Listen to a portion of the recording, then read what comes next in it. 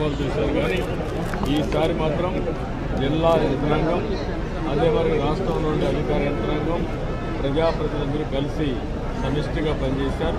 ప్రజలకు పెద్ద ఎత్తున ఉపయోగపడ్డారు. రాబోయే తొందరలోనే మిగిలిన ఏవైతే ముందు ప్రిపేర్డ్నెస్ వల్ల చాలా వరకు జటిలమైన సమస్యని చాలా సమర్థవంతంగా ఎదుర్కొన్నాం. నిన్న అందుకనే రెస్క్యూ కూడా మీరు చూస్తే ఇద్దరు తప్ప ఎక్కడ చనిపోయే పరిస్థితి లేకుండా మనం కాపాడుకోగలిగాం. ఇప్పుడు వీళ్ళందరికీ రిలీఫ్ కానీ మనం అనుకున్న ప్రకారం ఇవ్వాల్సిన అవసరం ఉంది. అవి కూడా ఆదేశాలు ఇచ్చారు.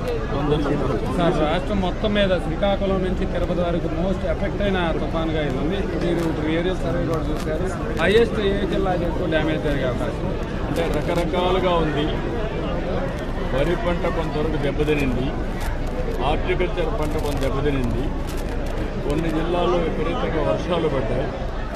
ఈరోజు నెల్లూరు, ప్రకాశం, బాపట్ల దగ్గర పరచూరు ఆ ఏరియాలో నేను ఏరియల్ సర్వేలు చూశాను.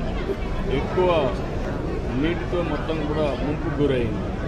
ఇక్కడికి వచ్చే కొద్దికి గాలి విపరీతంగా వచ్చింది. అది కూడా ఒక 70-75 కిలోమీటర్ స్పీడే వచ్చింది. అదే కానీ ఇంకా ఎక్కువ వచ్చుంటే మన కొబ్బరి చెట్ల కలిసి ప్రమాదం వచ్చేది. ఆ పెను ప్రమాదం తప్పే పరిస్థితి వచ్చేది. అయితే అన్నీ కూడా ఎన్యూమరేట్ చేస్తాం. కొంత ఇది నష్టం జరిగింది. కోనసీమ విపత్తి కింద చూడొచ్చు అంటారు. కేంద్రం నుంచి సహకారం ఏ రకంగా? ఇప్పటికే ప్రధానమంత్రి మోడీ కూడా స్పందించారు. అందరూ స్పందించారు. మనం కూడా జాగ్రత్తలు తీసుకున్నాం. ఇక్కడ ఆస్తి నష్టం ఉంటుందో దానిపైన రిపోర్ట్ ఇస్తాం. ఆ రిపోర్ట్ ప్రకారం కౌలు రైతుల పరిస్థితి వాళ్ళు కూడా కౌలు రైతులకే వస్తుంది నష్టపరిహారం. ఆక్వారంగం మీద కూడా ఏదైతే సముద్ర తీర ప్రాంతం ఆక్వారంగం కూడా పట్టు రాకుండా ముందే పట్టేశారు సార్. వాళ్ళకి కూడా ఇబ్బంది కలిగేటువంటి మొత్తం మీకు అన్ని విషయాలు కూడా అనలైజ్ చేసుకుంటాం. మీరు గుర్తుపెట్టుకోవాల్సింది పెను ప్రమాదం చాలా తీవ్రంగా ఉంటుందని ఎస్టిమేట్ చేశాం. తీవ్రత తగ్గింది, నష్టం అంతా తగ్గలేదు, కొంత ఉంది. అన్ని బేరే చేసుకున్నాం. దాని ప్రకారం ఇప్పుడు మీరు జిల్లా యంత్రాంగాల దగ్గర నుంచి ప్రజాప్రతినిధుల నుంచి 24 hours పరిగెత్తించారు.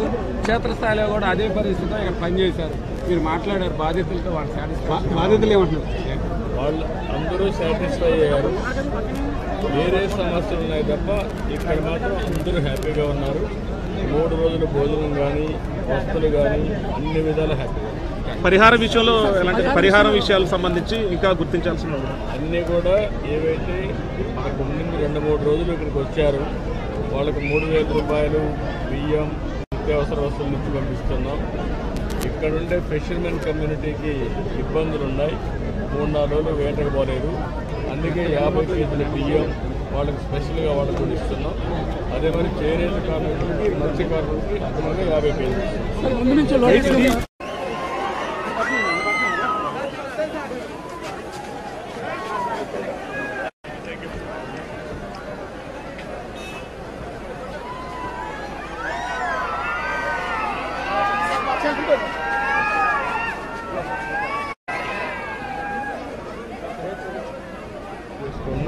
సార్ ఇప్పుడు మీరు జిల్లా